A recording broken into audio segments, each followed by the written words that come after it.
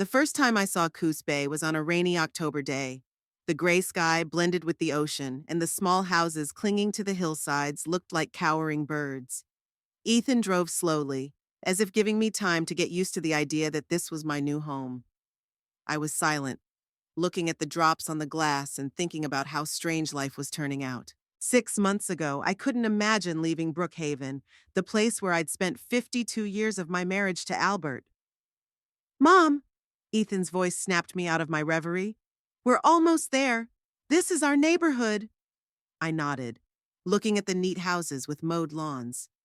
Everything looked so right, like a picture in a magazine. Not a single crooked fence, not a single weed. It was different in Brookhaven, more alive, more wrong, more native.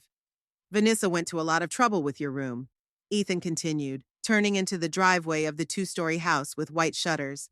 She'd even chosen wallpaper with a floral pattern, remembering how much you loved flowers. I nodded again without saying a word. My son was always nervous in silence, so he kept talking while he parked the car. Here we are, he announced a little too cheerfully, turning off the engine. The door of the house swung open before we could get out of the car. There stood Vanessa, my sister-in-law, whom I'd seen only 5 times in their 10 years of marriage. Tall, slender, with perfectly styled brown hair and a smile that didn't affect her eyes. In her hand, she held a tray with something apparently meant to represent homemade cookies. "Lillian, at last!" she exclaimed as Ethan helped me out of the car. "We are so happy that you are going to live with us now." I looked at her and saw the falseness in every gesture. 23 years of working with people in my flower shop had taught me how to spot such things, but I smiled back. After all, I was grateful for the roof over my head. "Thank you, Vanessa. I'll try not to be a bother," I said as I climbed the stairs. "What trouble are you talking about?" she laughed. "We are a family." Ethan breathed a sigh of relief. Poor boy. He was so afraid that Vanessa and I wouldn't get along. I didn't tell him that I'd noticed the corner of his wife's mouth twitch at the word family. My room was small but neat. The wallpaper did have a floral pattern, garish pink peonies on a pale green background. I'd never liked peonies, preferring modest wildflowers, but Vanessa didn't know that, of course. Or did she? "Make yourself comfortable, Mom." Ethan set my suitcases by the bed. "Vanessa prepared a festive dinner in honor of your arrival." "Give me half an hour, honey," I asked. "I want to rest a little from the road." When they left, I sat down on the bed and let myself sigh for the first time all day. Albert had been gone for 3 months, a heart attack, sudden and merciless. We had just finished dinner. He was joking about how we would celebrate our 60th wedding anniversary, and 10 minutes later he was gone. The house we had built together was suddenly too big and empty. Our flower shop, which I had passed on to a young couple the year before, no longer seemed like a reason to get up in the morning. So when Ethan suggested moving in with them, I agreed, even though something inside resisted the idea. I pulled a picture of Albert out of my suitcase, his smiling face framed by a gray beard, his eyes always looking warm. "Well, old man," I whispered, "this is the beginning of my new life. It's a pity without you." The celebratory dinner turned out to be a strained affair. Vanessa fussed, showing off her culinary talents. Ethan nervously watched my reaction to each dish, and I tried to keep up the conversation, feeling like an uninvited guest. "And this is my specialty. Salmon with capers," Vanessa announced, putting the plates in front of us. "This recipe has been passed down in our family for generations." I tasted it and almost choked on the amount of salt. "Very original," I said, sipping my water. Vanessa smiled victoriously, and Ethan gave me a grateful look. "My mom ran a flower shop," he said, trying to make conversation. "She had the best bouquets in the neighborhood." "Did she? That's nice," Vanessa said, feigning interest. "It must be so tiring to work the soil and all those plants, pollen. I'm allergic, you know." "That's a pity," I replied. "Flowers can tell you a lot about a person. For example, what's your favorite flower?" "Orchids, of course," she answered quickly. I smiled. Orchids are the choice of those who want to appear sophisticated without trying too hard. For the first few weeks at Ethan and Vanessa's house, I tried to be inconspicuous. I got up early, made breakfast, then tended to the small front garden. The neighbors often stopped to talk. They liked the changes I'd made to the previously dull lot. "Mrs. Quinlan, these lavenders are wonderful," said Mrs. Patterson, the old lady across the street. "I've never been able to grow them." "The secret is proper drainage," I explained, happy to have something familiar to talk about.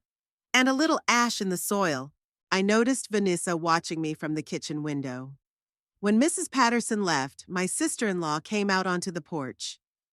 "Lillian, I'd rather you coordinate the landscaping changes with us," she said, arms crossed over her chest. "This is our home, after all." "Of course, Vanessa," I agreed, shaking the soil off my hands. "I just thought the lavender bed looked nicer than the bare earth." "We were planning to put a garden sculpture there," she replied. "Ethan had promised me one for our anniversary." I nodded, noting to myself that their anniversary was still 6 months away, and the flower bed had been abandoned long before I'd arrived. In the evenings, when Ethan returned from working in his repair shop, I watched Vanessa change. Her voice became softer, her movements smoother. She skillfully steered the conversation in the right direction, getting him to agree to new purchases or trips. "Honey, have you thought about updating your kitchen appliances?" she asked, massaging his shoulders. "Brooks has a new stove with 6 burners." "Vanessa, we just bought a car," Ethan replied tiredly. "Maybe in a couple months." "Sure, honey, whatever you say," she agreed dutifully. But I could see the disappointment in her eyes. "I just thought your mom would be more comfortable cooking on a modern stove, and that's where it got interesting." She was using me as an argument, knowing that Ethan wouldn't be able to object. "Right, Mom? Are you uncomfortable on the old stove?" Ethan asked, looking at me with concern. "The stove is great, son," I answered honestly. "I've cooked on worse ones." Vanessa glared at me, and Ethan exhaled in relief. Month after month, I watched my daughter-in-law try to manipulate my son, using tears, recriminations, and ostentatious concern for me. Sometimes I wanted to intervene, to tell Ethan to open his eyes, but I held back. My son had made his choice, and my interference would only complicate the situation. Instead, I focused on creating my own little corner of this house. The room slowly transformed. There were pictures, books, little souvenirs I'd brought back from Brookhaven. I replaced the peony wallpaper with light-colored wallpaper with a subtle pattern of wildflowers, something I'd done when Vanessa and Ethan had gone to her parents' house for the weekend. "Mom, what did you do to the wallpaper?" Ethan wondered when he got back. "I'm sorry, dear, but the peonies were giving me a headache," I explained. "I paid for the work and materials myself." "But we chose them specially," Vanessa began. "You chose peonies because you thought I liked flowers in general," I interrupted gently. "But every gardener has his own preferences." This little rebellion was the first clear clash between us. Vanessa said nothing, but her gaze grew colder. My life at my son's house fell into a certain rhythm. I'd make breakfast in the morning, then garden or read. In the afternoon, I'd prepare lunch for Ethan's return. Sometimes I went to the local library, where I met several older ladies with whom we discussed books and shared stories. It was a nice variety, although I missed my friends from Brookhaven. One evening, going through old photographs, I found a shot of our flower shop. "Lillian's Flowers," read the sign above the door. Albert stood next to me, his hand on my shoulder. We were both smiling at the camera. "What's this?" Ethan asked, peering into my room. "Our shop," I answered, holding out the picture to him. "Remember how you helped us on weekends?" Ethan sat down next to me on the bed, looking at the picture. "I remember how my father taught me how to make bouquets," he smiled, "and how you always knew which flowers were right for whom." "It was a gift," I nodded. "Seeing through people." "Do you miss home?" Ethan asked suddenly. I looked at him, my boy, already with silver threads in his dark hair, wrinkles around his eyes. When did he get so old? "Sometimes," I answered honestly, "but I'm glad to be near you." He wrapped his arms around me, and at that moment, Vanessa appeared in the doorway. "Oh, the family idol," she said with a faint chuckle. "Ethan, don't forget that tomorrow we have to stop by Yvonne and Ray's house. They're inviting us to a barbecue." "And Mom?" Ethan asked.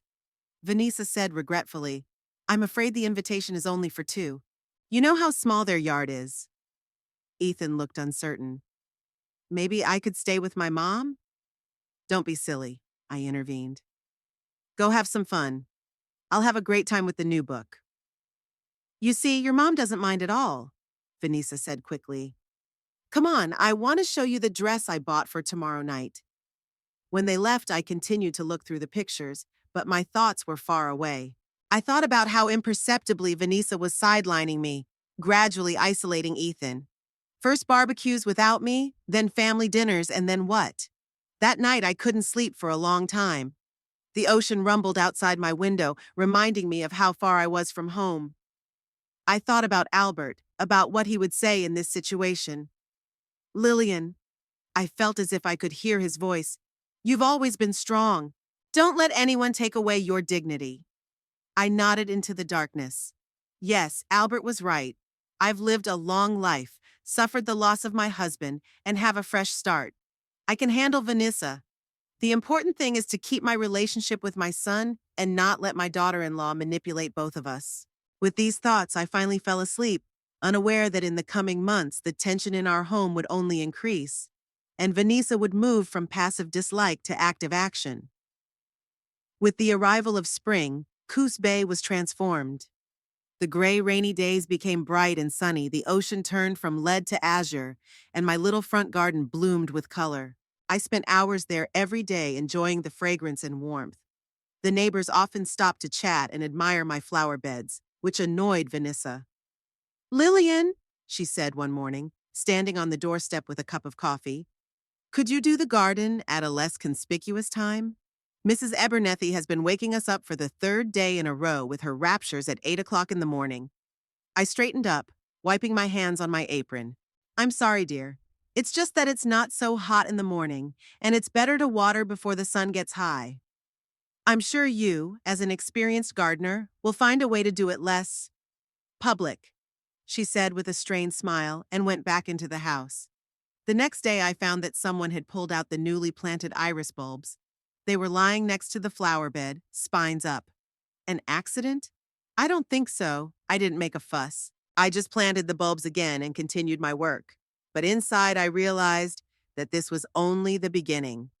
A few days later, my favorite brooch, a silver flower with small pearls, a gift from Albert for our 20th anniversary, disappeared. I was sure I'd left it on the dresser, but after a thorough search, I couldn't find it. Maybe you put it somewhere else, Mom?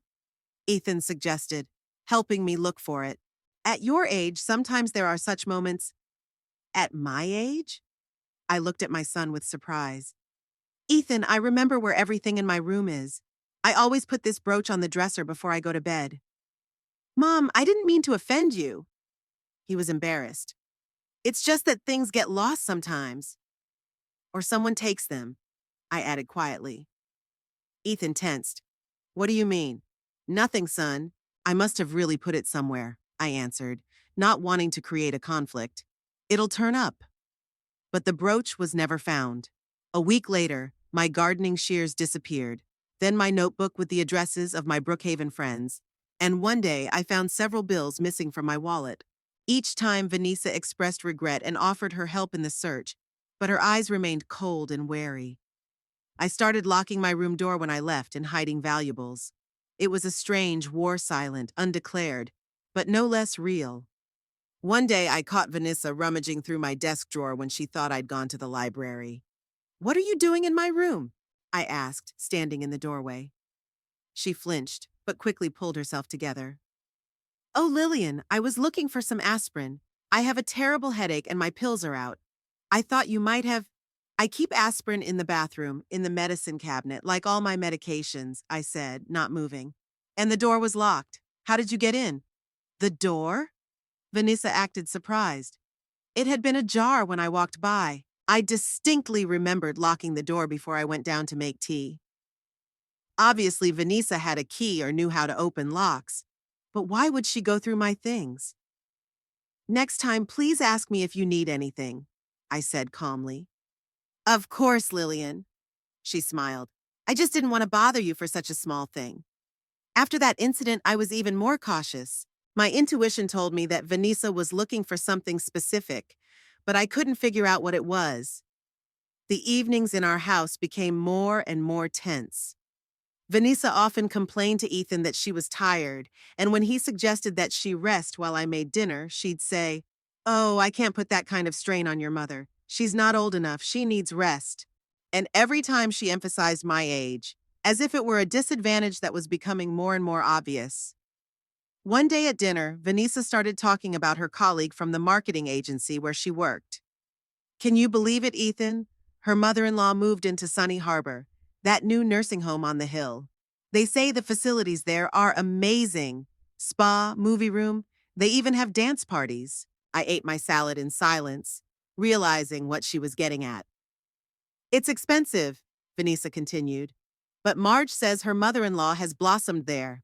She's found friends her own age, common interests, and most importantly, she feels independent, not a burden to the family." Ethan frowned. "Vanessa, why are you telling me this?" "I was just saying it, dear." She shrugged her shoulders. "I thought Lillian might be interested. She doesn't have any company around here except us and a few neighbors." "I have plenty of company," I interjected. "There's a great book club in the library, and in the garden I talk to the plants. They're great conversationalists. They don't interrupt."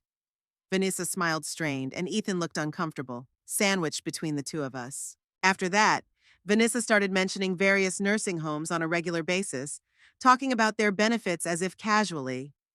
And one day, she left a Sunny Harbor brochure on the kitchen table, a glossy one with pictures of smiling seniors playing golf and drinking cocktails by the pool.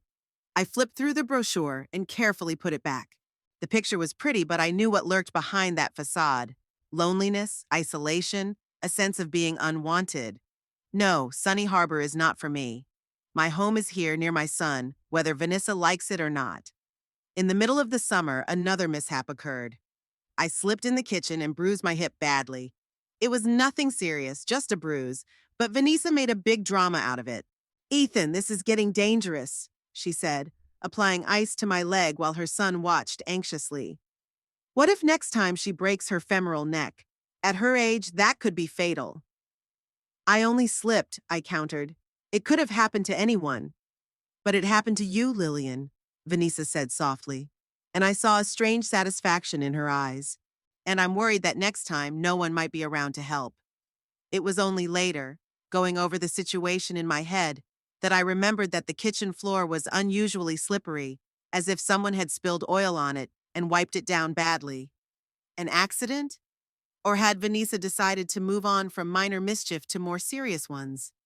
That night, I heard her and Ethan arguing in the bedroom. I didn't want to eavesdrop, but their voices were clearly audible through the thin wall. "I'm just saying we should consider our options," Vanessa insisted. "Your mom is 73 years old. She's becoming increasingly vulnerable." "She's doing just fine," Ethan objected, "and she's happy here with us." "Really?" A note of irritation appeared in Vanessa's voice. "Don't you notice how she controls our house? The garden's all hers now, the kitchen too. She even wallpapered her room without our permission." "It's just wallpaper, Vanessa, and she paid for it herself." "It's not about the money," Vanessa exclaimed. "It's about respect. This is our home, and we've made a commitment to your mother, but that doesn't mean she can do whatever she wants." There was a pause, then I heard Ethan sigh heavily. "What are you suggesting?" he asked tiredly.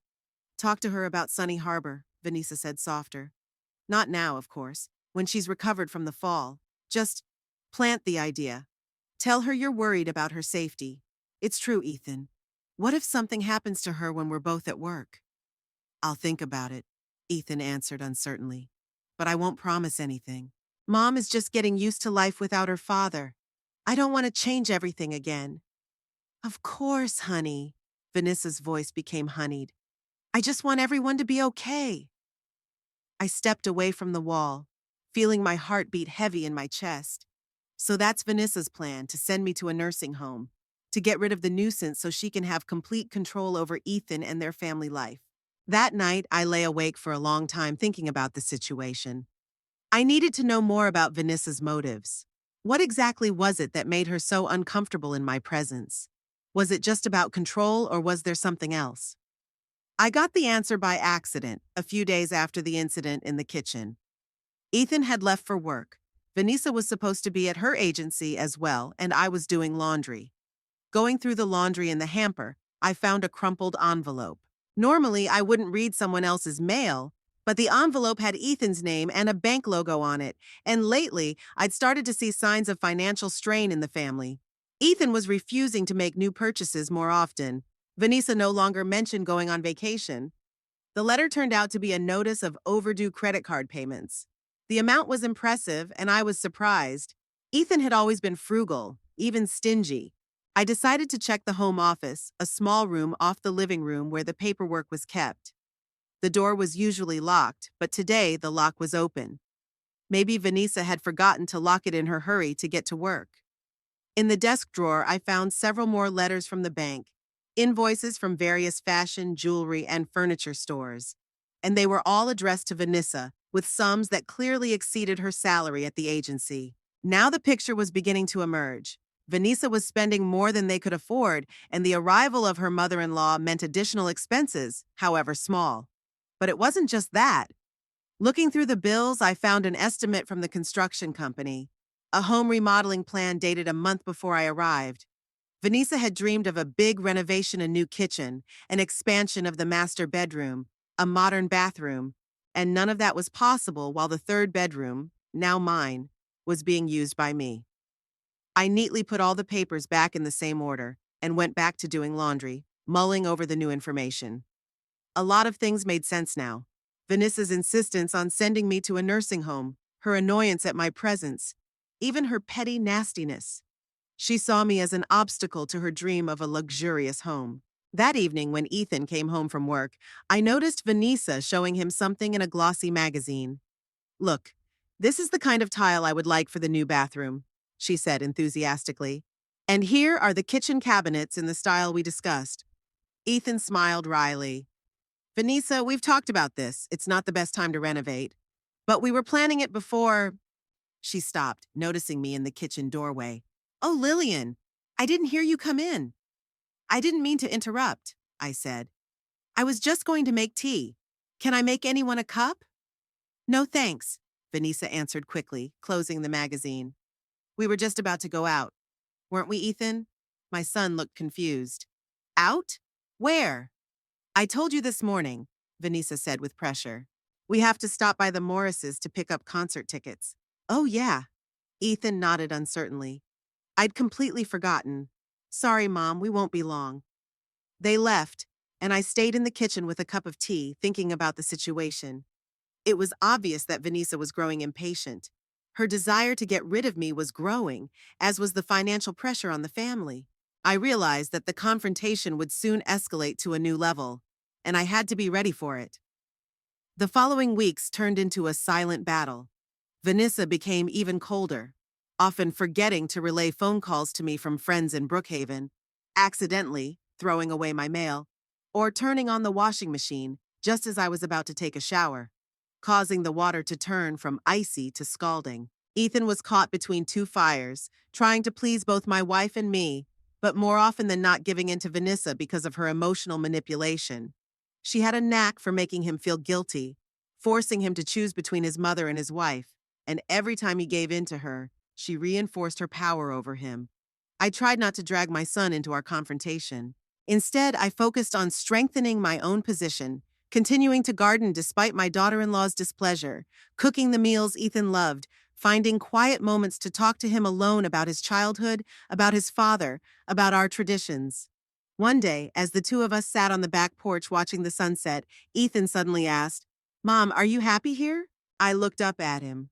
There was concern in his eyes and something else. Guilt?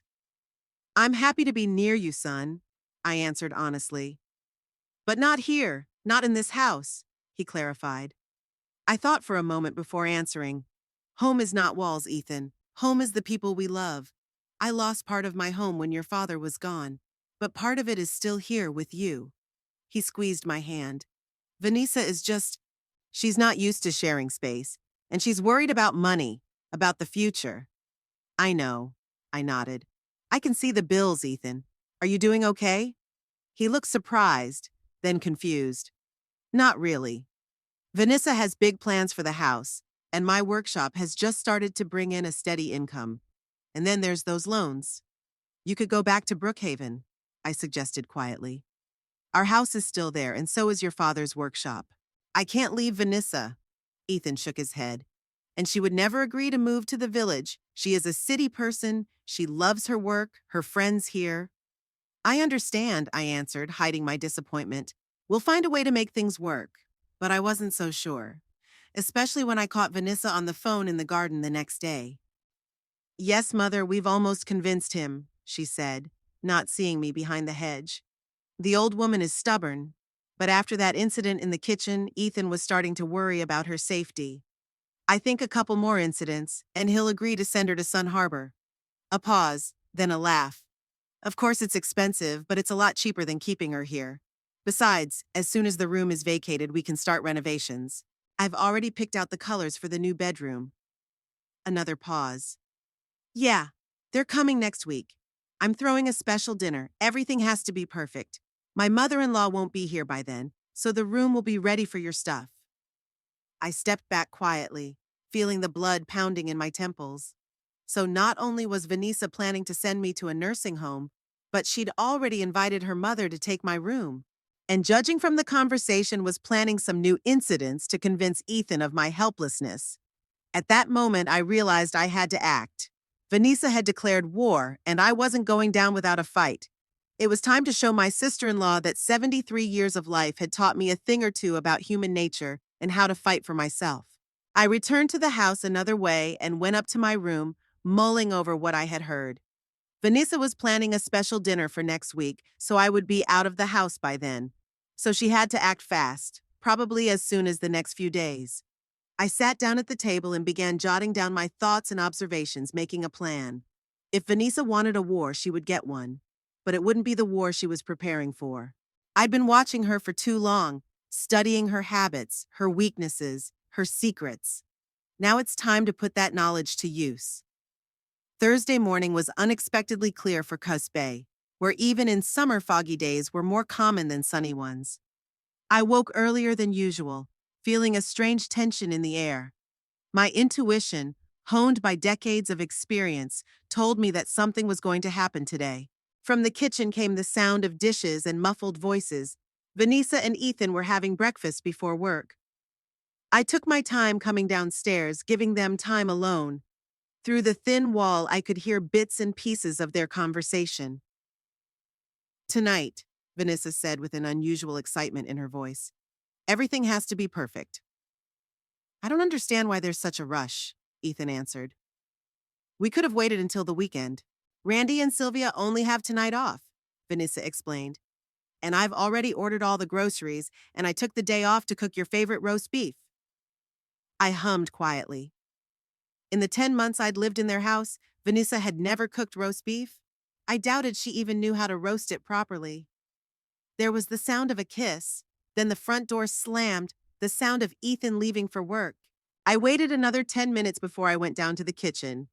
Vanessa, dressed casually in an elegant pantsuit, stood by the coffee machine. Good morning, Lillian, she greeted me with exaggerated cheerfulness. How did you sleep? Fine, thank you, I replied, heading to the refrigerator to get milk for my cereal. I see you're not going to work today? I took the day off, Vanessa smiled. We're having guests for dinner tonight. Randy and Sylvia Parker, you don't know them. Ethan's friends? I asked, even though I already knew the answer. My coworkers, Vanessa corrected. Randy works at our agency and Sylvia is his wife. They're a very nice couple. I nodded, preparing my oatmeal. Vanessa continued to bustle around the kitchen, pulling spices from the pantry and checking the stock in the refrigerator. Ethan mentioned that you were going to make roast beef, I said casually. Yes, Vanessa confirmed, but there was a flicker of concern in her eyes. It's a special recipe, a family recipe. Great, I nodded, sitting down at the table. Albert loved roast beef. The secret is the right temperature and baking time, if you need any advice. Thank you, I'm fine, Vanessa said with a slight annoyance. I have my mother's recipe. I didn't insist, silently finishing my porridge. Vanessa gave me one last appraising glance and announced, I have to go shopping. I'll come back this afternoon and start cooking. Dinner will be at 7. As the door closed behind her, I allowed myself a smile. Naive girl. I'd been alive twice as long as she had, and no one could fool me so easily. I waited for the evening with mixed feelings, wary and strangely curious. It was obvious Vanessa was up to something, and this dinner with her co-workers played an important part in her plan. Given the conversation I had overheard earlier, it was likely that Randy and Sylvia were the very relatives to whom she had promised the vacated space in the house. At 6 o'clock, I started getting ready for dinner, choosing a dark blue long-sleeve dress, elegant but not festive. I arranged my hair in a simple but neat style, applied light makeup, and put on the only piece of jewelry I had left, a thin gold chain with a small wildflower pendant, another gift from Albert. As I walked down the stairs at 15 to 7, I heard excited voices coming from the kitchen. Vanessa was saying something quickly, her tone irritated and panicked at the same time. "I don't understand what happened. I was following the recipe," she exclaimed. "Honey, calm down." Ethan's voice sounded tired. "We can order something." "Order? At the last minute, how would that look?" Vanessa was indignant.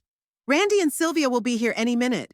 I walked into the kitchen and saw the picture of a culinary disaster. A blackened piece of meat, more like charcoal than roast beef, lying on a baking tray. The smell of burning filled the whole room, despite the open windows. "What happened?" I asked, though the answer was obvious. Vanessa turned toward me, her face red with anger and embarrassment. "It's nothing, just a little mishap," she answered, trying to keep her dignity. "Mom," Ethan looked exhausted, "we're having trouble with dinner. Vanessa wanted to make a special dish." "I see," I nodded. "Is the temperature too high?" Vanessa pressed her lips together, unwilling to admit she was wrong. "We have 40 minutes left," I continued. "If there's chicken in the fridge, I can make a quick herb roast. It's nothing extraordinary, but it's good enough for dinner with guests." Ethan looked at his wife hopefully. "Vanessa, that's a great idea." "No," she exclaimed too harshly. Then she pulled herself together. "I mean, we shouldn't bother Mom. I'll think of something." "I don't mind helping," I insisted, sincerely wanting to save the situation. "I said no!" Vanessa cut me off. "This is my house and my dinner. I can handle it." I stepped back, realizing that her pride would not allow her to accept help. "Whatever you say, dear. I'll be in the living room if you need me." Leaving them in the kitchen, I settled into a chair with a book, but I couldn't concentrate on reading, listening to the sounds of panic from the kitchen. Soon the doorbell rang. The guests arrived exactly at the appointed time. Ethan hurried to open it, and I stayed where I was, waiting for an invitation to join them. A few minutes later, Ethan, Vanessa, and a middle-aged couple entered the living room together. The man was tall, with balding hair and a tenacious gaze. The woman was a petite blonde with sharp features. Something in their demeanor told me they were more than just Vanessa's co-workers.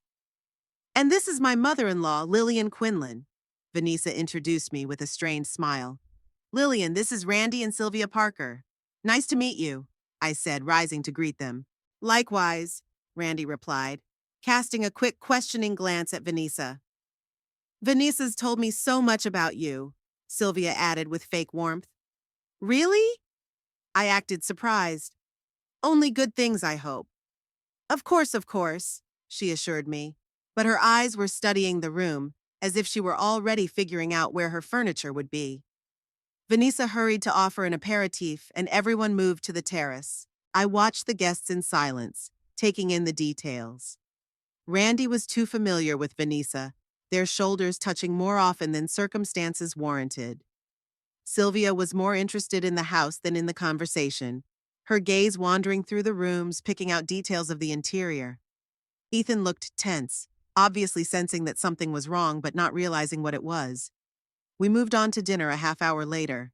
Instead of the planned roast beef, Vanessa served a last-minute pizza and a salad of prepared ingredients. She was nervous, apologizing to her guests frequently, throwing irritated glances at me as if I was to blame for her culinary failure. "Ethan told me that you moved in a while ago," Randy said as we started to eat. "Almost a year ago," I clarified. "After my husband died, our house in Brookhaven had gotten too big for me to live alone." "And how are you doing in Coos Bay?" Sylvia asked. "Don't you miss the country life?" "Sometimes," I admitted. Everyone knows everyone in Brookhaven, and I have many friends there. But here I have a son, and family comes first. I noticed Vanessa clutching her fork harder than necessary. And your house in the village? Sylvia continued. Did you sell it?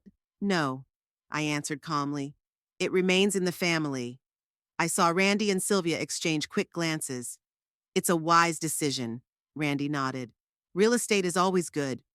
The dinner continued in the same vein, polite questions with undertones, strained smiles, rising tension. Vanessa grew increasingly nervous. Ethan looked puzzled. After dessert, store-bought cheesecake, Randy proposed a toast. To new beginnings and making a difference. Everyone raised their glasses. I noticed the meaningful glance that Vanessa and Randy exchanged. Speaking of change, Vanessa began, setting her glass on the table. Lillian, Ethan, and I wanted to talk to you about an idea. Ethan looked at his wife with surprise. We did? Yes, honey. Vanessa gave him a warning look. Remember, we talked about the fact that your mom might be uncomfortable here.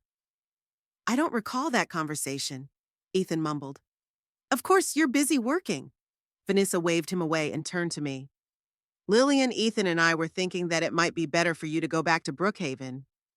You just said yourself that you missed your friends. I stayed silent, realizing where she was going with this.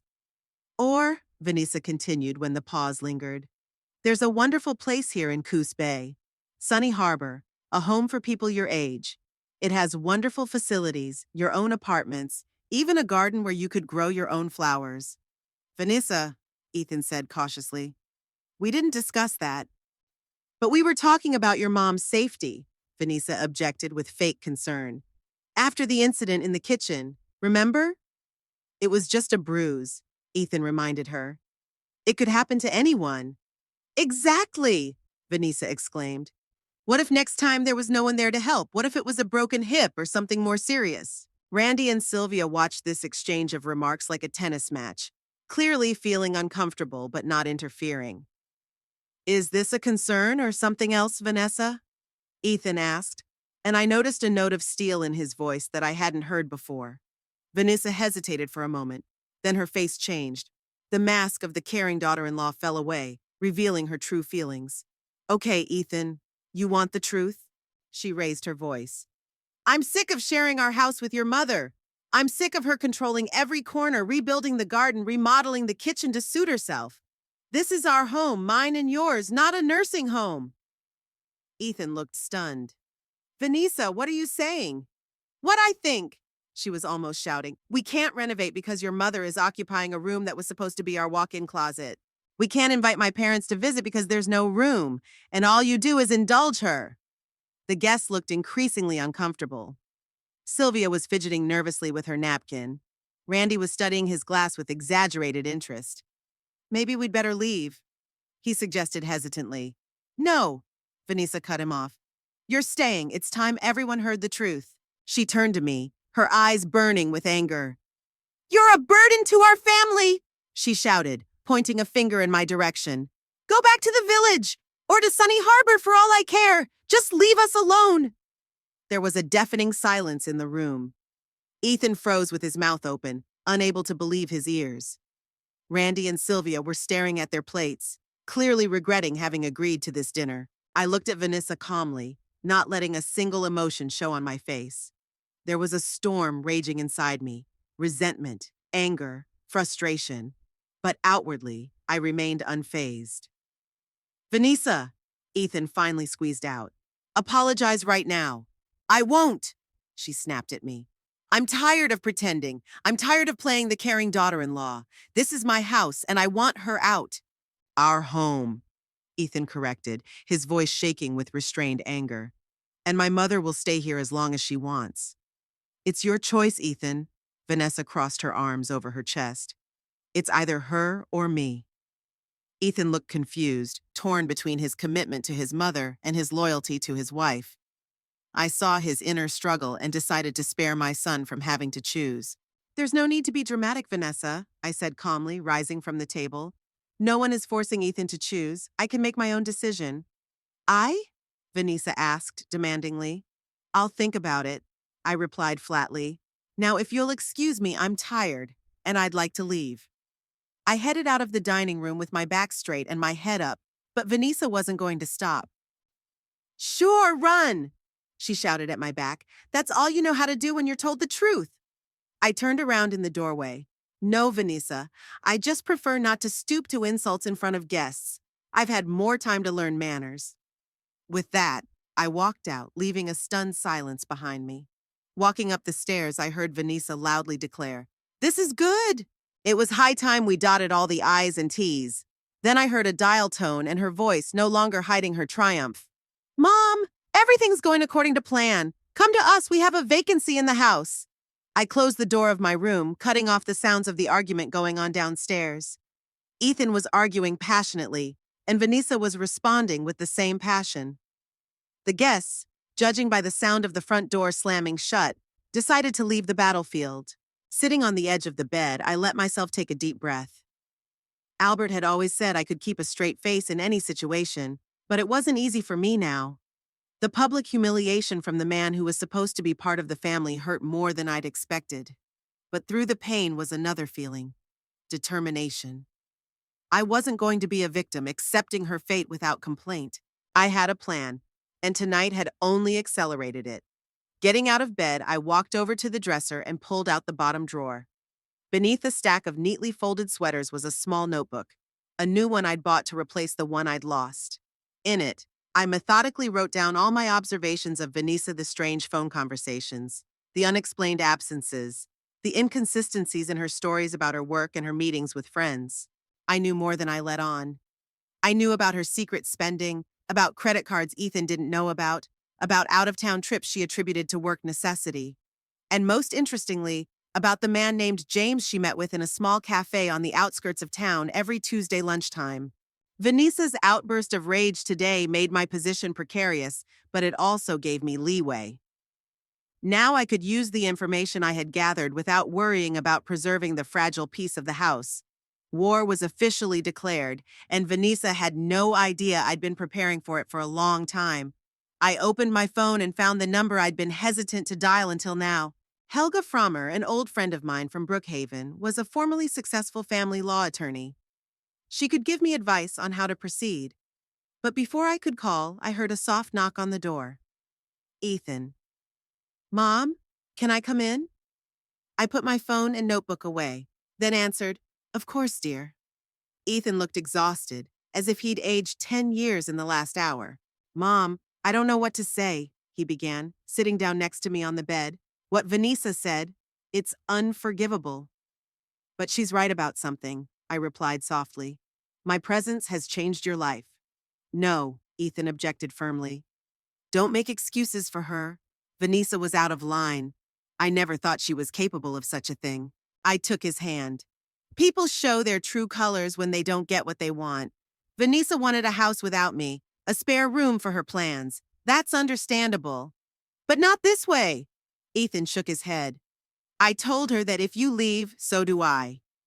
"Don't make any hasty decisions, son," I cautioned. "Marriage is a serious thing, and you can't destroy it because of a single outburst of anger." Ethan looked at me with surprise. "You're defending her after what she said?" I smiled. "No, I just don't want you to make decisions that you'll regret. Give yourself time to think." "But what are you going to do?" he asked anxiously. "You're not leaving, are you?" I thought for a moment. "Not now," I said finally. "I need to think about the situation, but don't worry, I won't give up without a fight." Ethan hugged me. "I'm sorry, Mom. I should have seen where this was going. I should have protected you. It's not your fault." I stroked his back, like when I was a kid. Love sometimes blinds us. After Ethan left, I returned to my thoughts. The situation called for action, not impulsive, but carefully considered. I couldn't let my emotions take over, despite the insult and the pain. I opened my desk drawer and pulled out Albert's picture. "What would you do in my place, old one?" I asked quietly, looking at his smiling face. The answer came by itself.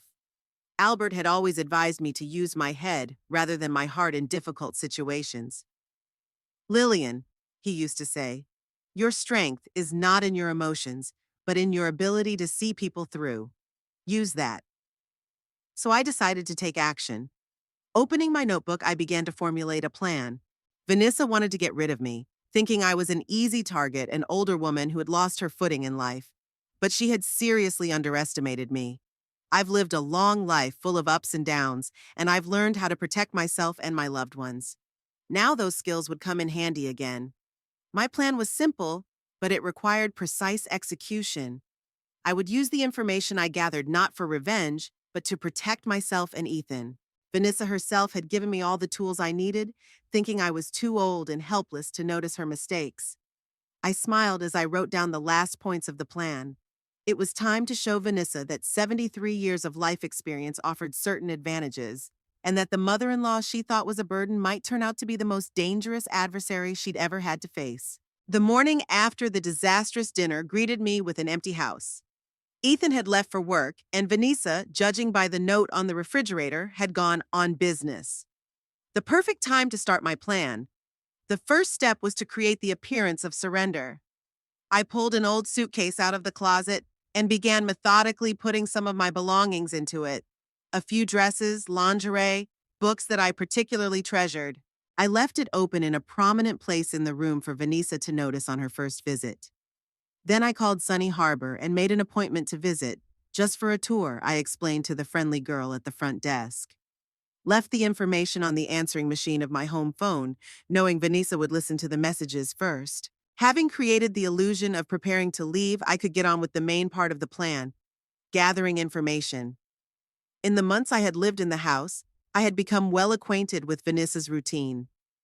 She usually got home from work at 5, unless she had a business meeting, which she always announced in advance. So, I had about 6 hours of free time. I made my way up to the second floor and headed toward the bedroom she and Ethan shared. The door was unlocked. Vanessa apparently hadn't expected me to hit back. The room looked immaculate, as it always did. Perfectly made bed, neatly arranged bottles on the dressing table, not a single extra thing in sight. I started with the dresser that belonged to Vanessa. In the top drawer, underwear neatly stacked by color. In the second, sweaters and t-shirts. In the third, papers, just what I needed.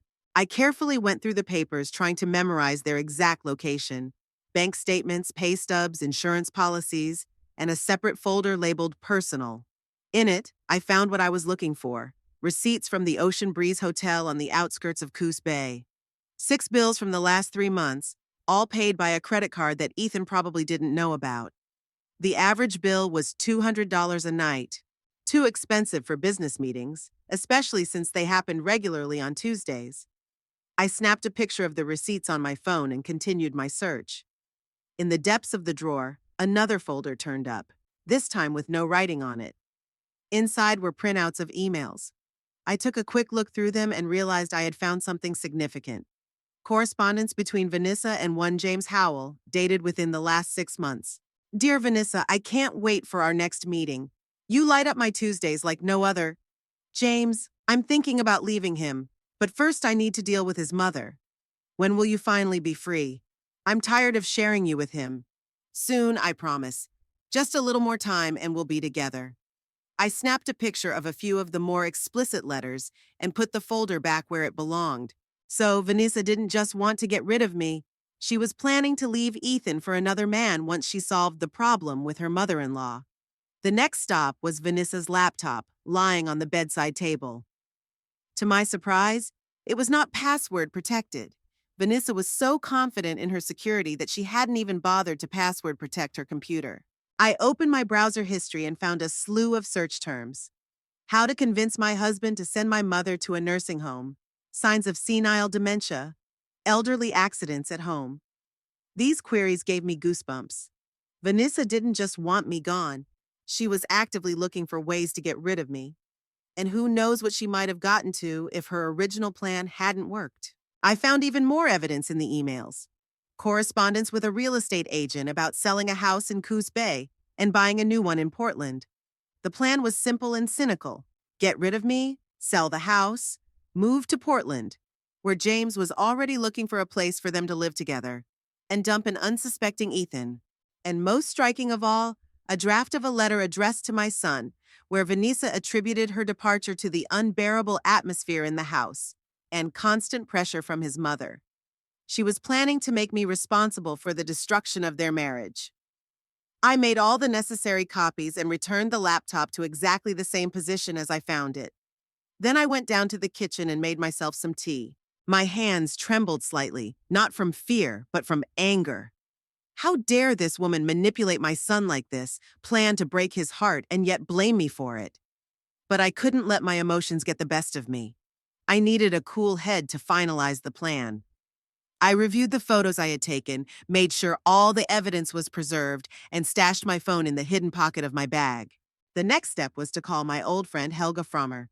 She answered after the third ringtone, her voice sounding surprised and delighted. Lillian! How many years? How many winters? How are you, my dear? Not bad, considering the circumstances, I replied, feeling the familiar voice release some of the tension. Helga, I need your help. Professional. What's wrong? Helga's voice immediately became businesslike. Even at 75, she was still sharp on her mind and quick to make decisions. I summarized the situation, omitting the emotional details and focusing on the facts: the dinner last night, Vanessa's threats, the evidence I'd found. Are you still the attorney for my estate fund? I asked, finishing my story. Of course, Helga confirmed. There have been no changes since Albert made his will. All your assets, the house, the bills, the flower shop, are all signed over to you with Ethan's right of inheritance. Good, I nodded, even though she couldn't see me. I need to make some changes. Can you come to Coos Bay in the next few days? For you tomorrow, Helga said without hesitation. I was just about to visit my grandson in Portland, and I'll stop in Coos Bay. Perfect, I said, feeling the plan take shape. And Helga, one more favor. Can you introduce yourself as a representative of Sun Harbor? I need my sister-in-law to think I'm really going to move there. Helga laughed. Lillian Quinlan, you always were a sly fox. Of course I can. I'll even print business cards if I have to. We arranged to meet the next day. Helga was to arrive around 3 when Vanessa would still be at work and we would have time to discuss all the details. As I hung up the phone, I felt a surge of energy. For the first time in a long time, I had a goal, a concrete plan of action. I no longer felt like a helpless old woman who could be thrown out of my life on a whim. I spent the rest of the day in the garden, pruning roses and thinking about my next steps. Vanessa returned around 6 when I was done with the garden and preparing dinner. She entered the kitchen with a look of feigned indifference, but I noticed the way her eyes quickly assessed the situation: me at the stove, the table set for 3. Lillian, she began with contrived politeness, I didn't expect you to be cooking dinner after last night. Why wouldn't I? I asked, stirring the soup. We all have to eat, no matter what the circumstances. Vanessa looked puzzled by my calmness. I thought you'd be upset. Oh, I was upset, I agreed, adding spices to the soup. But now that I've thought it over, I've made a decision. What decision? There was tension in her voice. I called Sunny Harbor this morning, I said casually. I made an appointment. A representative will be here tomorrow to discuss the terms. Vanessa's face lit up with ill-concealed triumph. Really? That's a wise decision, Lillian. I'm sure you'll like it there. Maybe, I shrugged. But I have some things to take care of first. I can't just leave the house in Brookhaven. Of course, Vanessa agreed quickly, clearly not wanting to cause any more obstacles. You can stay here until things are settled. That's very generous of you, I said, with a slight irony that passed over Vanessa. Now would you please get Ethan? Soup's ready. Dinner passed in tense silence. Ethan glanced worriedly at me and Vanessa. I acted as if nothing had happened, talking about the new roses I'd planted in the garden. Vanessa looked embarrassed by my behavior, but tried to maintain a semblance of normalcy. After dinner, when Vanessa had gone to take a shower, Ethan came up to me in the kitchen. Mom, what's going on? He asked quietly. Vanessa told me that you were going to Sunny Harbor. I'm considering it, I answered calmly. Their representative is coming tomorrow. But you don't want to go. Ethan looked upset. I won't let Vanessa kick you out of our house. I put my hand on his shoulder. Son, trust me. I have a plan and everything will be fine. Just don't ask any unnecessary questions right now and act normal with Vanessa. Ethan frowned. What's the plan? Mom, you're scaring me. It's nothing, I reassured him. I just want to check something before making a final decision. I promise I won't do anything you'll regret. He didn't look convinced, but he nodded. Okay, Mom. I trust you. The next morning brought an unexpected surprise. Vanessa announced that she was taking the day off to help me with the preparations for the meeting. Her sudden concern didn't fool me, but it did create some difficulties. I needed to warn Helga of the change of plans. Seizing a moment when Vanessa was distracted by a phone call, I quickly typed a message to Helga. Be at home. Going with Plan B. Plan B was simple. Helga was to show up as a real representative of Sunny Harbor, have a formal conversation with me, and then we would find a way to talk privately. At 2 hours and 50 minutes, the doorbell rang. Vanessa, who had been fussing around me all day with feigned concern, hurried to open it. Helga stood on the doorstep, an elegant woman with silver hair in an impeccable style, wearing a strict business suit and holding a leather folder. She looked exactly how a representative of an elite nursing home should look. Good afternoon, Helga said in an official tone. I'm Helga Frommer, a consultant for Sunny Harbor. I have an appointment with Mrs. Quinlan. Sure, come on in, Vanessa played hostess. I'm Lillian's sister-in-law, Vanessa Quinlan. We're so glad you took the time to come. It's my job, Helga smiled demurely as she entered the house. Where can I speak to Mrs. Quinlan? Come into the living room, Vanessa pointed to the sofa. I'll make some tea. When Venice disappeared into the kitchen, Helga winked at me and said quietly, I'm not much of an actress, but I'll do for your daughter-in-law. I smiled. You're beautiful, Helga. Thank you for coming. Anything for you. She squeezed my hand. Now let's do the play. Soon, when all the paperwork was done and Helga had left, I noticed a strange uneasiness in Vanessa's eyes. My calmness clearly alarmed her. She had expected tears, resistance, but met only confidence and humility, and that gave her a vague suspicion that I was up to something. But Vanessa was too self-confident to seriously fear an elderly woman she considered easy prey. She didn't know that the fight had just begun, and that I had already gathered enough information to change the rules of the game completely. Friday morning was surprisingly sunny. I woke up early before 6, listening to the sounds of the house. Today was the day my plan would culminate. The day when Vanessa's relatives, her parents, Mortimer and Clarissa Price, were to arrive to take over the vacant house. I lay in bed, watching the sunlight play on the wall, and mentally went over the details of the plan. Last night, when Vanessa and Ethan were already asleep, I had taken care of some of the preparations.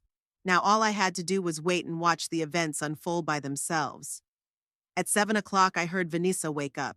From their bedroom came the sounds of commotion, of drawers opening and closing. I got up leisurely, dressed in my best house dress, dark blue with a white collar, and headed to the kitchen to make breakfast. Ethan came down first, already dressed for work. Good morning, Mom, he said, kissing me on the cheek. How did you sleep? Fine, dear, I smiled, putting a cup of coffee in front of him. Do you want scrambled eggs or oatmeal? Eggs, please, he answered, casting a concerned glance toward the stairs. Vanessa is kind of weird this morning. She's looking for something and she's very nervous. Probably anxious for her parents to arrive, I suggested, cracking eggs into the pan. It would be the first time they'd seen the house since the kitchen remodel. I guess so, Ethan agreed uncertainly. Are you sure you haven't changed your mind about Sunny Harbor? We agreed. No talking about it until Sunday, I reminded him. Today was Vanessa's big day, so let's not overshadow it. Ethan nodded, though I could tell by the look on his face that he wasn't satisfied with the answer. I was putting a plate of scrambled eggs and toast in front of him when I heard rapid footsteps on the stairs and Vanessa came into the kitchen, disheveled and panicked. Have you seen my earrings? She asked instead of greeting. The pearl ones with the platinum setting? I always keep them in a box on my dressing table. No, darling, I haven't seen them, I answered, pouring myself a cup of tea. Perhaps you put them somewhere else? I never put them somewhere else, Vanessa exclaimed. They're always in the jewelry box. And my car keys are missing too. Ethan frowned. Car keys? But you hung them on the hook in the hallway last night, I saw. They're not there today. Vanessa was beginning to lose her temper. The earrings are gone, and my pearl necklace. Someone had taken my things. I sipped my tea quietly. watching Vanessa scurry around the kitchen, looking under napkins and checking drawers. That's strange, I said. Are you sure you didn't leave them somewhere? Maybe at the Ocean Breeze Hotel? Vanessa froze as if struck by thunder. What? Her voice dropped to a whisper. What are you talking about? Your jewelry, dear, I replied innocently. You go there sometimes, don't you? During business meetings on Tuesdays. Vanessa's face turned white and then flushed. Ethan shifted his gaze from her to me and back again. What are you talking about? What hotel? He asked. Lillian is delirious, Vanessa said quickly, regaining her composure. She must be confusing me with someone else. I've never been to the Ocean Breeze. Really? I raised an eyebrow. That's weird. I thought I'd seen receipts from there in your files when I was looking for my passport. You were the one who suggested I look for it in your dresser drawer. It was a lie. Vanessa had never suggested I go through her papers, but she couldn't deny it without admitting that I'd actually found something. Yeah, I don't know what you mean, Vanessa mumbled. Ethan, I'm late for my manicure. My parents are coming at 3 and I'm not ready for anything yet. Can you drive me? Since my keys are missing somewhere. Sure, Ethan agreed, still looking puzzled. But we'll talk more about this hotel, okay? There's nothing to talk about, Vanessa said. Lillian made it all up. They left, and I was alone, satisfied with the first act of my little play. Vanessa was frightened, but she didn't yet realize how serious her situation was. She would soon learn that the missing jewelry and keys were only the beginning. I called Helga to make sure she'd be there at 3 as we'd arranged. Everything's on schedule, she confirmed. I'll look like a real lawyer, which I am. Is your sister-in-law really as nasty as you describe?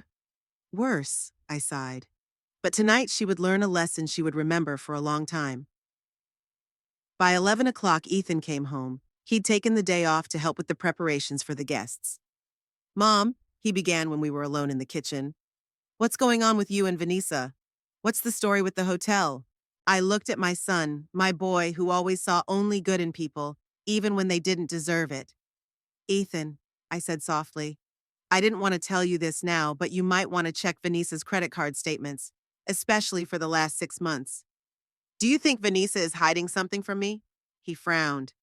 I know she is, I corrected him. But you'd better see the proof for yourself. Ethan looked confused and a little hurt. Why didn't you tell me sooner? Because you wouldn't have believed me. I squeezed his hand. You love her, and that's okay. But sometimes love keeps us from seeing the truth. He was silent for a moment, pondering my words, then nodded. I'll check it out. But not right now. Her parents are coming today, and I don't want to create a tense atmosphere. Whatever you say, I agreed. Just don't be surprised if the atmosphere is already tense. It's your wife's big day. Vanessa returned at 1 o'clock, laden with bags from the grocery store. Her mood hadn't improved. She still hadn't found her earrings or car keys. Plus, as she'd informed Ethan, her credit card had been blocked for some reason, and she'd had to pay cash. I called the bank, she complained, setting the groceries on the table. But they said I had to come in person with the paperwork. Something about suspicious transactions. This is some kind of misunderstanding. Strange, Ethan agreed, helping her sort through her purchases. Maybe someone got access to your data? I don't know. Vanessa looked really worried. First the jewelry, now the card. I felt like someone was trying to ruin my day on purpose. I stood modestly at the stove, pretending to be completely absorbed in making salad dressing, but smiling inwardly. Yes, Vanessa, someone is definitely trying to ruin your day, and this is just the beginning. At 2 o'clock, when the preparations for the reception were in full swing, I announced over tea as if, by the way, I forgot to tell you. My old friend Helga is coming to visit me today. I hope you don't mind that I invited her. Vanessa almost dropped the dish she was wiping off. Today? But my parents are coming tonight. We're having a family dinner. Oh, Helga's not staying for dinner, I assured her. It's a business visit. You see, she owns a law firm and I need to consult on my will. Will? Ethan looked surprised. Mom, you never mentioned it. Because I didn't have to, honey, I explained. But now that I'm moving to Sunny Harbor, I need to get things in order. I want to put the house in Brookhaven in your name. And transfer the savings, too. What house? Vanessa stepped closer, her eyes narrowed. What savings? I faked surprise. Didn't Ethan tell you? Our house in Brookhaven, where Albert and I had lived for 52 years. And my savings from the sale of the flower shop. Not much, of course, about $300,000. Vanessa gasped, and Ethan looked embarrassed. Mom, I didn't know you sold the shop for that kind of money. Your father and I didn't like to brag about our finances. I shrugged. And I keep most of it in a trust fund that Helga manages. Just to be safe. Vanessa sank into a chair, her face a mixture of shock and sudden interest. $300,000 in a house? And you're going to sign it all over to Ethan? Yes, I think that's the right thing to do. I nodded. Why do I need all this stuff in Sunny Harbor? It's better to know my son has a financial cushion. I could see the gears turning feverishly in Vanessa's eyes. She was already mentally counting the money and planning how to spend it. Her whole plan to run away with James Howell suddenly didn't look so appealing compared to the prospect of getting her hands on Ethan's inheritance. That's, very generous of you, Lillian, she said with unexpected warmth in her voice. You're such a thoughtful mother. I try, I replied modestly, hiding a smile. Helga should be here by 3. I hope we can finish before your parents arrive. Oh, don't worry about that, Vanessa said quickly. Family matters are more important. My parents will understand if we delay dinner a little. At 10 minutes past 3, the doorbell rang. Vanessa, who was just finishing setting the table for dinner, threw down her napkin and hurried to open it, expecting to see Helga. But there were her parents, Mortimer and Clarissa Price, both carrying suitcases and traveling bags. Mom? Dad? Vanessa looked confused.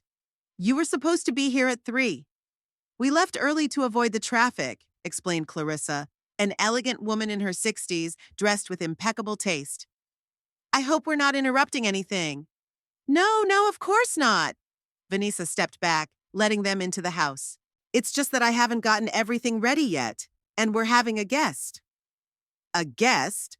Mortimer, a tall man with graying temples and a commanding gaze, interjected. You didn't say anything about a guest. It's a friend of my mother-in-law's, Vanessa explained quickly. She'll be gone for a while, on business.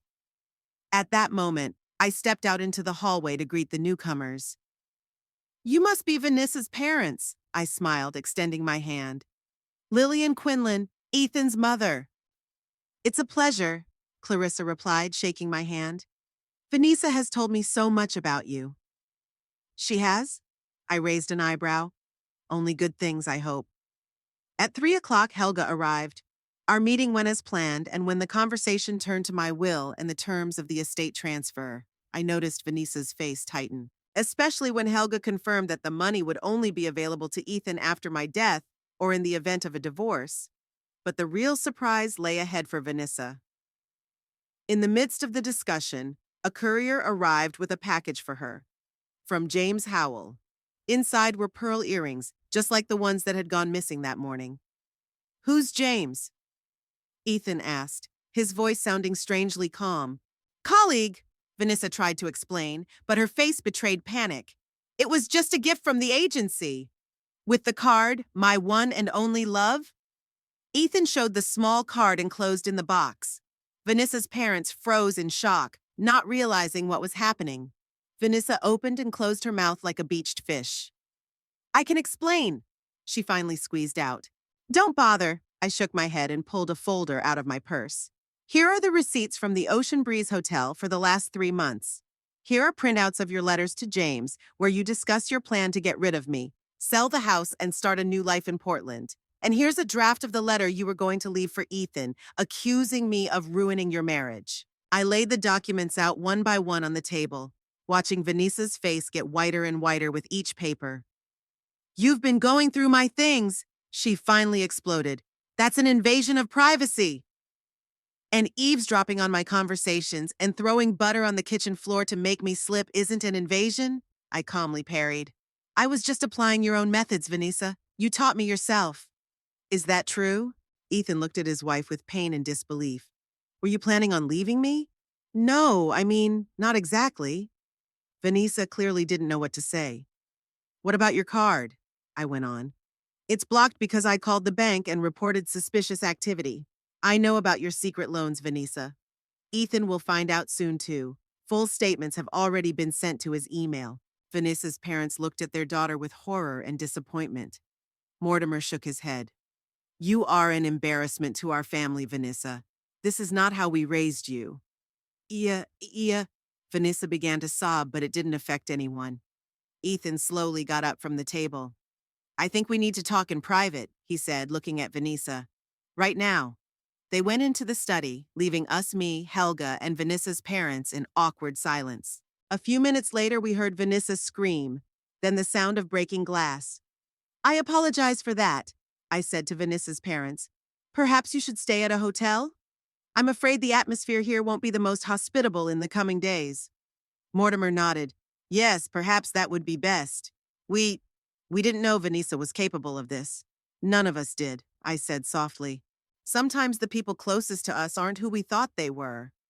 When Vanessa's parents left and Helga left, I sat in the living room waiting for the outcome of Ethan and Vanessa's conversation.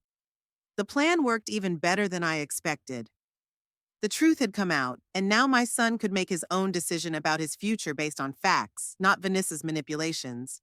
I didn't feel triumph or gloating, just relief and quiet sadness. It was a shame it had to end this way, but better the bitter truth than the sweet lie. And now that the masks were off, Ethan and I could begin a new chapter of our lives without Vanessa, but with the assurance that no one else would come between us. There was an oppressive silence in the house after the tumultuous unmasking scene. Vanessa's parents, embarrassed and upset, preferred to leave for the hotel rather than remain witnesses to the family scandal. Helga said goodbye as well, hugging me goodbye and whispering, You always knew how to wrap things up dramatically, Lillian. I only smiled back. The finale had not yet come. Muffled voices came from the office where Ethan and Vanessa had closed in. Sometimes the volume increased and I could make out separate phrases. How could you? From Ethan, and you don't understand. From Vanessa. Then the whispering again, then the sound of breaking glass, then sobs. I didn't interfere. This was their battle, and Ethan needed to figure out the situation for himself, make his own decision. I sat in the living room with a book, but I couldn't concentrate on reading. The events of the day played over and over in my head. The look on Vanessa's face when she realized she was caught. The shock in Ethan's eyes when the truth about his wife became apparent. The disappointment of Vanessa's parents having to admit that their daughter wasn't who they thought she was. I didn't feel triumph or gloating, only fatigue and quiet sadness. No one truly wins in these situations. Even when justice has been served, there remains the bitter taste of shattered illusions and dashed hopes. Almost 2 hours later, the office door finally opened, and Ethan came out. His face was pale, his eyes were red, but he was determined. He sat down next to me on the couch and was silent for a while, gathering his thoughts. Vanessa confessed everything, he said quietly. About James, about the plans to leave, about the money, everything. I nodded, not interrupting him. She says she loved me in the beginning, but gradually grew disillusioned. She says she met James 6 months ago at a conference in Portland and, he stammered, and that something real had developed between them. I'm sorry, Ethan, I said sincerely, touching his arm. I didn't want you to find out this way. How would you want me to find out? Bitterness slipped into his voice. In the letter she would have left behind when she ran away with him? Or when I found out our house had been sold and you'd been sent to a nursing home? No, of course not. I shook my head. It's just, I'd hoped that one day you'd notice the discrepancies yourself, start asking questions. But Vanessa played her part well, and you wanted so much to believe in your perfect family. Ethan ran his hand through his hair, a gesture he'd adopted from his father. You know what the most frustrating thing is? He asked after a pause. It wasn't the cheating, although that was awful too. It's the way she talked about you. How she planned to get rid of you as if you were nothing. How she was ready to blame you for our problems. It's not uncommon, I said calmly. Mother-in-laws are often convenient targets. But you've always been so good to her, Ethan exclaimed. Never interfered in our relationship, helped around the house, even after she started to do little things to you, which you didn't notice, I added softly. Ethan lowered his head. I'm sorry, I was blind. I didn't want to see how she really felt about you. I thought you two were just adjusting to each other. It's okay. I squeezed his hand. You loved her and you wanted everyone to be happy. There's nothing wrong with that. We sat in silence, each of us absorbed in our own thoughts. It was starting to get dark outside the window. The day was coming to an end. What now? Ethan finally asked. Are you still going to Sunny Harbor? I smiled. No, of course not. It was just part of the plan. I never intended to move there. Then where? He looked at me with concern. You're not staying here, are you? After all this? No, I shook my head. I'm going back to Brookhaven, to our house. I should have done it a long time ago, but I was afraid to leave you alone. But you're not now? There was a slight resentment in his voice. I know now that you're stronger than you look, I replied. You can handle this situation, whatever decision you make. Ethan stared out the window thoughtfully. I've already made a decision. I'm filing for divorce. I can't stay married to a man I can't trust. I understand, I nodded. And then what? I don't know, he admitted. I'll stay here, I guess. I have a workshop clients. Or, I paused, you could come with me. Brookhaven needs good mechanics too. And there's your father's shop there. It's still yours. Ethan looked at me with surprise. You didn't tell me you kept the workshop. It wasn't the right time, I shrugged. Albert always hoped that you would come back someday and continue his business. So we never sold it, just rented it out. But now the tenants have moved out and the place is vacant. Ethan's eyes widened in interest. My father's workshop. I always liked to go there when I was a kid. I know, I smiled. You used to follow him around, asking for permission to hold his tools. And he always did. Ethan smiled at the memory. So what do you think? I asked. A new beginning in an old place? Or would you prefer to stay here? Ethan didn't answer right away. He got up and walked to the window, looking out at the dusky Coos Bay. This town had been his home for the past 10 years. It was where he'd met Vanessa, where they'd bought a house, made plans. But now all these places would be reminders of betrayal and pain. You know, he finally said, I think I really need a new beginning, without the constant reminders of what was. And my father's workshop, that sounds about right. Then it settled, I nodded. We're going back to Brookhaven. Vanessa entered the living room at that moment. Her face was swollen with tears, her makeup smeared, but her eyes were determined. You planned the whole thing, she said accusingly, looking at me. From the beginning, you planted those receipts in my file, forged the letters, set up that whole show with the lawyer friend. No, Vanessa, I said calmly. I didn't plant the receipts.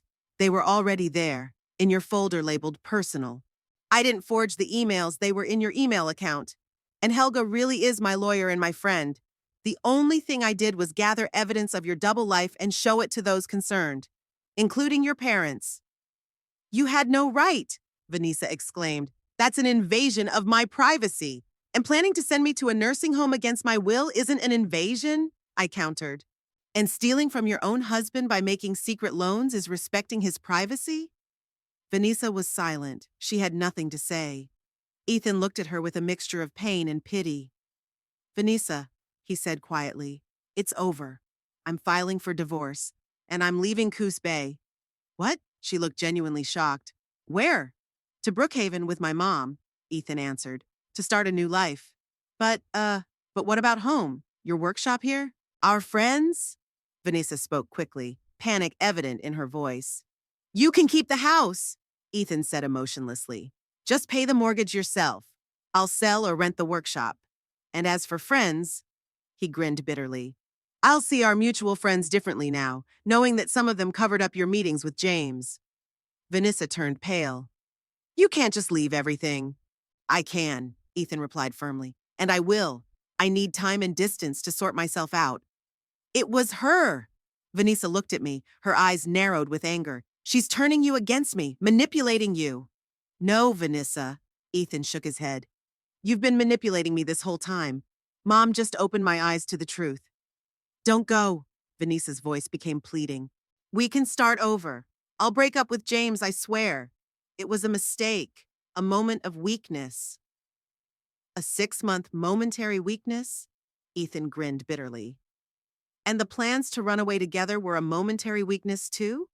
No, Vanessa, I can't believe your promises anymore. Vanessa sobbed, begged, promised to change, but Ethan remained adamant. I watched this scene in silence, not interfering. It was their conversation, their farewell. Finally, having exhausted all the arguments, Vanessa abruptly changed tactics. Her face contorted with anger. All right, leave, both of you. You'll regret this, Ethan. And you, she turned to me. You ruined my life. You wanted to separate us from the beginning. No, Vanessa, I answered calmly. I wanted happiness for you, but not at the cost of my dignity, and not with a man who would betray my son at the first opportunity. Vanessa stormed out of the room, slamming the door so hard the glass shook. We heard her go up the stairs, then the bedroom door slam. I'm sorry about that scene, Ethan sighed. It's okay, I patted his arm. It's a normal reaction. She's lost control of the situation and is trying to get him back by any means necessary, first with pleas, then with threats. Classic manipulative behavior. You really know a lot about people, Ethan remarked with a slight smile. 52 years of marriage and 30 years of working with customers in a flower shop, I shrugged. You learn to understand human nature. The next 2 days passed in busyness and tense silence. Ethan contacted a lawyer who began to draw up the divorce papers. I packed my bags, preparing to leave. Vanessa went from tears to accusations, from threats to pleas, but neither Ethan nor I gave in to her manipulations. Her parents, to their credit, supported Ethan's decision. Mortimer even went in to speak to him privately and apologized for his daughter's behavior. We always spoiled her, he admitted. Allowed too much. Maybe it's our fault. No. Ethan shook his head. Vanessa is a grown woman and she is responsible for her own actions. But thank you for your understanding. Finally, the day of departure arrived. Ethan and I loaded our things into his pickup truck. The house was staying Vanessa, at least until the divorce proceedings were finalized. Ethan had insisted on it, even though I'd offered to get her an apartment. Let her stay here, he said. I don't need this house anymore. Too many bad memories. Vanessa watched us pack from the bedroom window, never coming out to say goodbye. Only when we were about to get into the car, she ran out onto the porch, dressed in a housecoat, her hair disheveled. Ethan! She shouted. Are you really going to leave like that, without a goodbye? Ethan stopped, holding the car door open.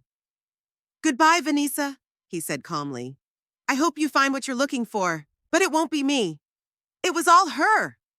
Vanessa pointed a trembling finger at me. She ruined our family. She turned you against me. No, Vanessa, Ethan shook his head.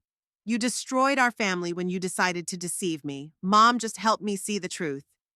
Damn old woman, Vanessa shouted, losing the last vestiges of her self-control. You're going to regret this. You'll both regret it. We already do, Ethan replied quietly, about the wasted time and broken hopes. But life goes on, Vanessa, and for you too. With these words, he got into the car and started the engine. I stared straight ahead, not looking back at Vanessa, who continued to shout something from the porch. Her voice got quieter and quieter as we got farther away from the house. We left Coos Bay in the morning twilight. The town that had been Ethan's home for 10 years and my temporary home for a year was behind us. Ahead was the road to Brookhaven, our old home, where new beginnings awaited us. Don't you have any regrets? I asked Ethan as we pulled onto the highway. Regret what? He gave me a quick glance. Everything. I circled my hand around the space around me. About leaving your life here. No, Ethan answered firmly after a short pause. I only regret that I was blind for so long. And for letting Vanessa treat you badly. That's in the past. I patted his arm. All that matters now is the future. Ethan nodded, focusing on the road. There was a sign up ahead that said, Brookhaven 20 miles. We were going home, back to the place where everything had begun and where a new chapter of our lives would begin. You know, Ethan said as we passed the sign, Dad would be proud of you. The way you handled this whole situation. Your father always said that the most important things in life are honesty and respect. I smiled. Without them, any relationship is doomed to fail. He was a wise man. Ethan nodded. Yes, I agreed, looking at the road ahead. And he taught me the most important thing. to never give up without a fight, especially when it comes to the ones you love. The car sped down the highway, taking us farther away from Coos Bay and closer to Brookhaven, to the house where memories of the past and the promise of the future awaited us. To a place where we could both start over, stronger, wiser, and closer together than ever before.